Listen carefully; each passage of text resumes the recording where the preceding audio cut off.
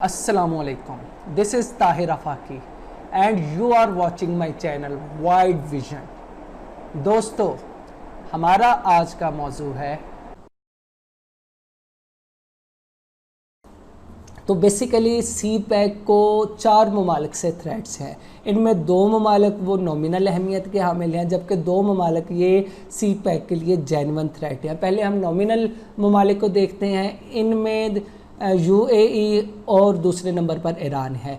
UAE का असल में बेसिकली प्रॉब्लम ये है कि गवादर पोर्ट बनने की वजह से उनकी जबले अली पोर्ट वहाँ पर ट्रेड एक्टिविटीज़ तकरीबन 70% तक रिड्यूस हो जाएगी।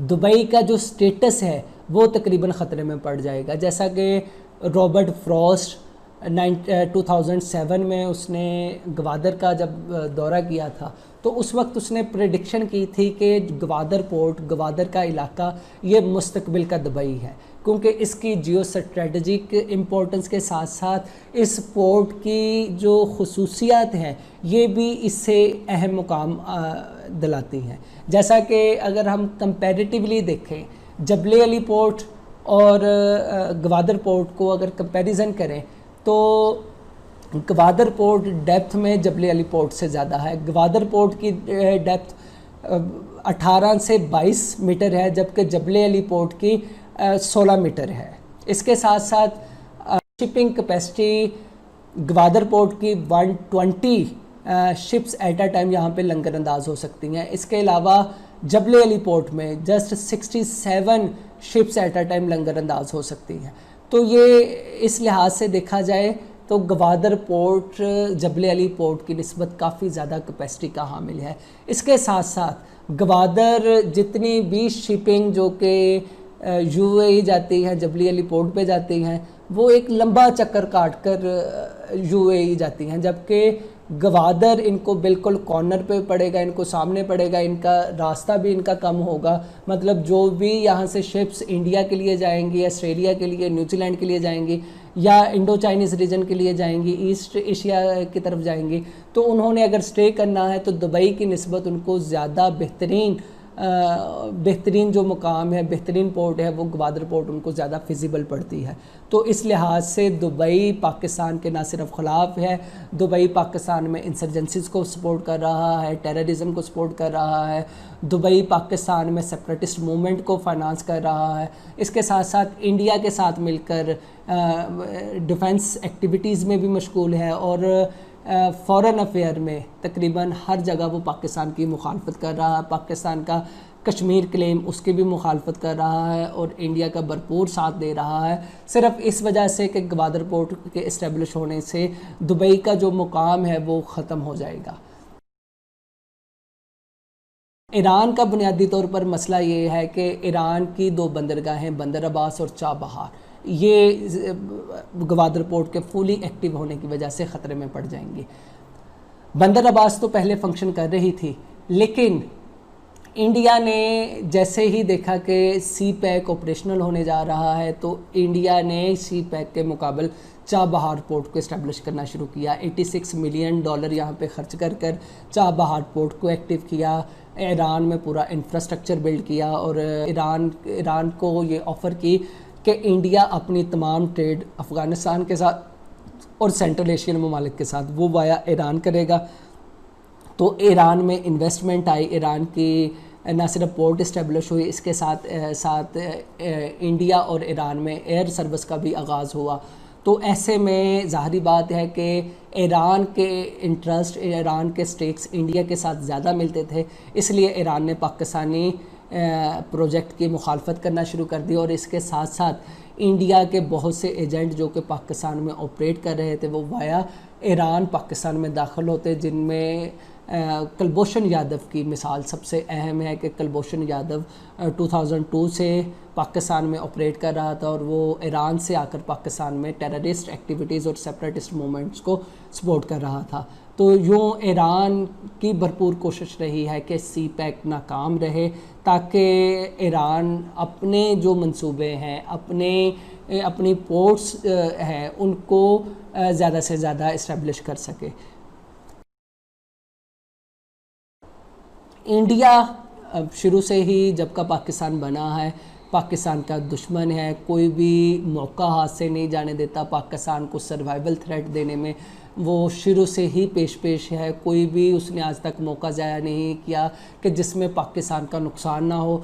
यही वजह है कि जैसे ही पाकिस्तान की तारीख का इंतहाई अहम तरीन प्रोजेक्ट सी पैक का आगाज़ हुआ तो सबसे पहले इंडिया ने सी पैक की भरपूर अंदाज में मुखालफत की। इंडिया ने पहला क्लेम तो ये किया कि सी पैक का रूट उन इलाकों से गुज़रता है जो इलाके जिन पर इंडिया का क्लेम है, यानी गिलगित बिल्तिस्तान ये एक डिस्प्यूटेड टेरिटरी है। तो इंडिया ने इंटरनेशनल कम्युनिटीज़ में भी ये कहना शुरू किया, चाइना को भी प्रेशराइज़ करना शुरू किया कि ये जिस इलाके से ये रोड गुजर कर आ रहा है ये इंडियन क्लेम्ड टेरिटरी है, लिहाजा इंडिया सी पैक को कभी भी सपोर्ट नहीं करेगा। और इवन नरेंद्र मोदी ने 2016 में चाइना का विज़िट किया और चाइना से दरख्वास्त भी की, चाइना को प्रेशराइज़ भी करने की कोशिश की कि वो सी पैक का हिस्सा ना बने। लेकिन चाइना, ज़ाहिर बात है चाइना एक सॉवरन कंट्री है, वो अपने नेशनल इंटरेस्ट को इंडिया से ज़्यादा समझती है, तो चाइना ने इंडिया की बात को किसी खातर में नहीं लाई। तो इसके अलावा दूसरे नंबर पर इंडिया के लिए मसला ये है कि वो पाकिस्तान को कभी भी पाकिस्तानी इकॉनमी को इस्टेब्लिश होते हुए नहीं देख सकता। पाकिस्तानी इकॉनमी की इस्टेब्लिशमेंट असल में इंडिया की हार है। तो इंडिया चाहता है कि पाकिस्तान की इकॉनमी जो है वो नाकामी की तरफ बढ़े। यही वजह है कि इंडिया ने FATF में पाकिस्तान को ग्रे लिस्ट और ब्लैक लिस्ट में डलवाने में बहुत अहम किरदार अदा किया और हर महाज पर पाकिस्तान की मुखालफत करता रहा है। तो ज़ाहिर बात है सी पैक के ज़रिए एक तो पाकिस्तान में बहुत बड़ी इन्वेस्टमेंट, पहले $46 बिलियन और बाद में $62 बिलियन आई है। तो इंडिया के लिए ये नाकाबिले बर्दाश्त था कि पाकिस्तान इकनॉमिकली इस्टेब्लिश कर रहा है।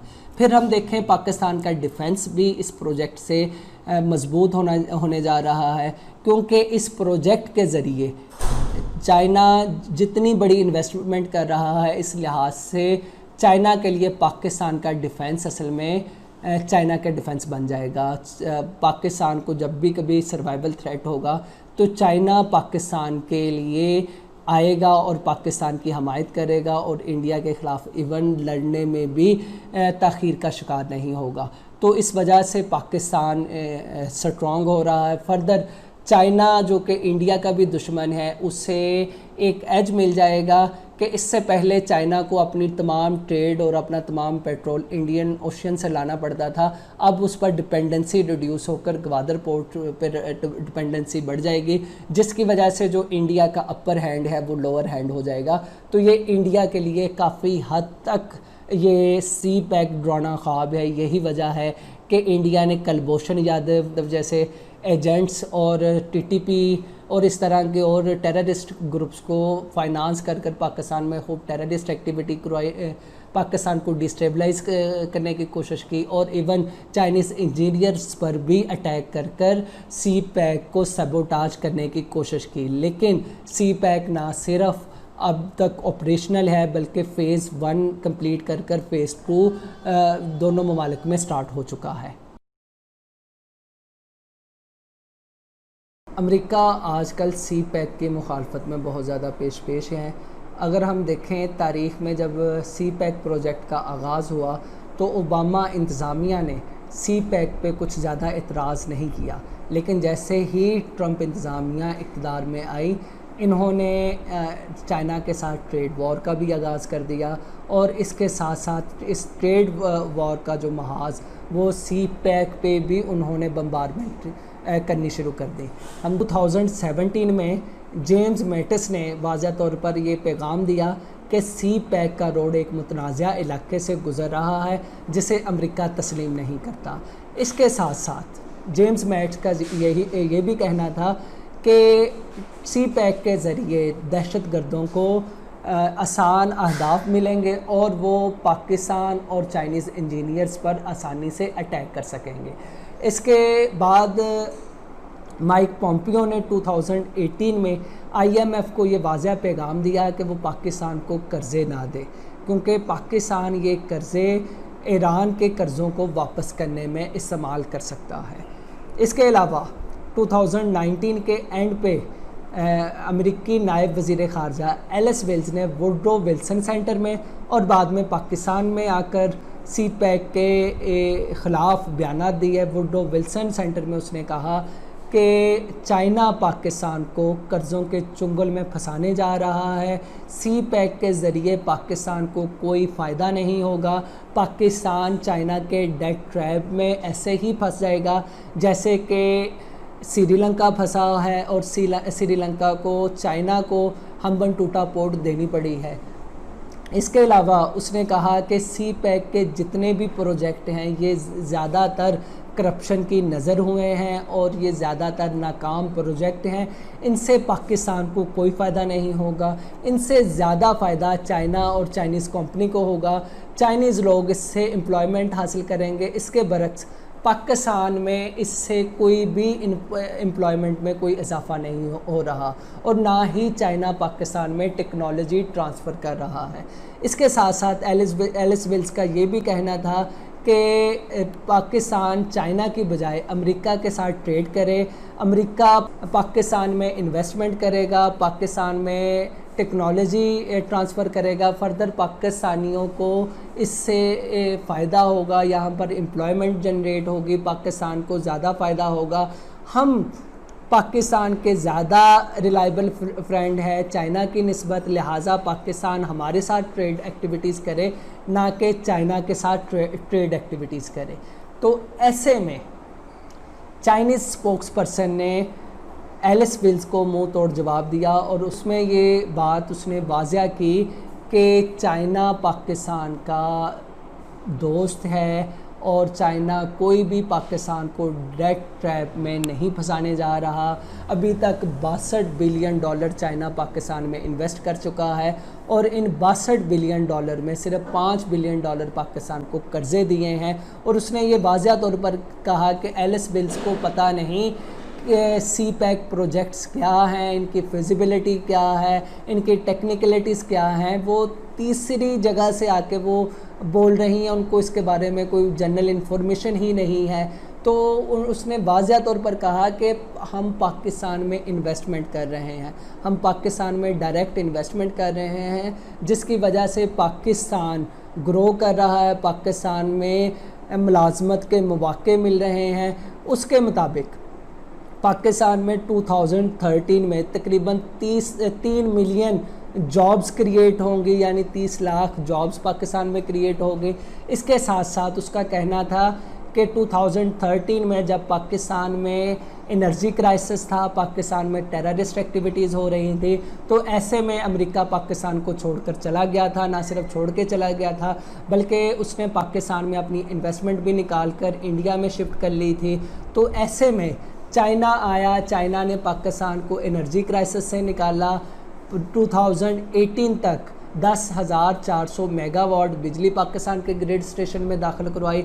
इसके साथ साथ पाकिस्तान को टेररिज्म की बला से भी निजात दिलाई। तो चाइना तो पाकिस्तान को हर लिहाज से सपोर्ट कर रहा है, चाइना यहाँ पर इंडस्ट्री लगा रहा है, चाइनीज़ कंपनी पाकिस्तानी कंपनीज़ के साथ जॉइंट वेंचर कर कर यहाँ पर इंफ्रास्ट्रक्चरल प्रोजेक्ट्स लगा रही हैं, रोड बिल्ड कर रही हैं, रेलवे लाइंस यहाँ पे बिल्ड कर रही हैं। इसके अलावा एनर्जी के मुख्तलिफ प्रोजेक्ट्स लगा रहे हैं। इसके बरक्स पाकिस्तान को जब भी अमेरिका की ज़रूरत हुई तो अमेरिका पाकिस्तान को मुश्किल में छोड़ कर गया। तो एलिस वेल्स के जवाब में पाकिस्तान में पाकिस्तानी प्लानिंग मिनिस्टर असद उमर ने भी ये वाज़ह तौर पर कहा कि अमेरिका सी पैक के प्रोजेक्ट्स के बारे में नहीं जानता। पाकिस्तान का टोटल कर्ज़ा 74 बिलियन डॉलर है, इसमें 18 बिलियन डॉलर हमने चाइना से लिया है और उस 18 बिलियन डॉलर में से 5 बिलियन डॉलर सिर्फ सी पैक की मद में लिया है। तो असद उमर का कहना था कि चाइना हमें आसान शराइत पर कर्ज़े दे रहा है और चाइना की कोई शराइत नहीं है। चाइनीज़ स्पोक्स पर्सन ने भी ये बात वाज़ह की है कि हमने जब भी पाकिस्तान को कर्ज़े दिए हैं उनके साथ IMF या अमेरिकन वो इदारे जो कि अमेरिका की सरपरस्ती में पाकिस्तान को कर्ज़े देते हैं वो जितनी सख्ती करते हैं चाइना वैसी सख्ती नहीं करता। तो चाइना के ये कर्ज़े सिर्फ 2% इंटरेस्ट रेट पे हैं। ये बातें ये वाज़ह कर रही हैं कि अमेरिका न्यू कोल्ड वॉर जो कि जिसका आगाज़ उसने चाइना के साथ ट्रेड वॉर में किया, अब वो ट्रेड वॉर सी पैक का हिस्सा बन गई है। सी पैक प्रोजेक्ट पे इसके बादल मंडला रहे हैं और सी पैक को इसके ज़रिए ख़तरा है। अच्छी न्यूज़ जो है वो यही है कि दो दुनिया की सुपर पावर्स वो पाकिस्तान के लिए लड़ रही हैं। पाकिस्तान को कह रही हैं कि आप हमारा हिस्सा बने, हमारे साथ आएँ, हम आपको ट्रेड बेनिफिट्स देंगे, हम आपको ये बेनिफिट्स देंगे, वो बेनिफिट्स देंगे, मतलब आप हमारे साथ आकर ट्रेड करें। तो इसमें पाकिस्तान की पोजीशन सी पैक की वजह से इंतहाई ज़्यादा अहम हो चुकी है। तो ये हमारा ओवरऑल सिनेरियो है कि ये सी पैक, इसके ज़रिए ख़ित्ते में अपॉर्चुनिटीज़ क्रिएट होंगी, ख़ित्ता डेवलप होगा। अगर कहा जाए कि पाकिस्तान के ज़रिए ये तमाम रीजन तरक्की करेगा और पाकिस्तान की तरक्की और खुशहाली असल में South Asia, Indo Chinese region, Central Asia और गल्फ़ स्टेट्स की खुशहाली है, उनकी तरक्की है, तो इसमें कोई मज़ायका नहीं होगा। इसके साथ साथ हम देखें जो सी पैक को थ्रेट्स हैं, ये थ्रेट्स अगर अपनी पीक पे पहुँचे तो खुदा ना खास्ता दुनिया थर्ड वर्ल्ड वॉर को देख सकती है।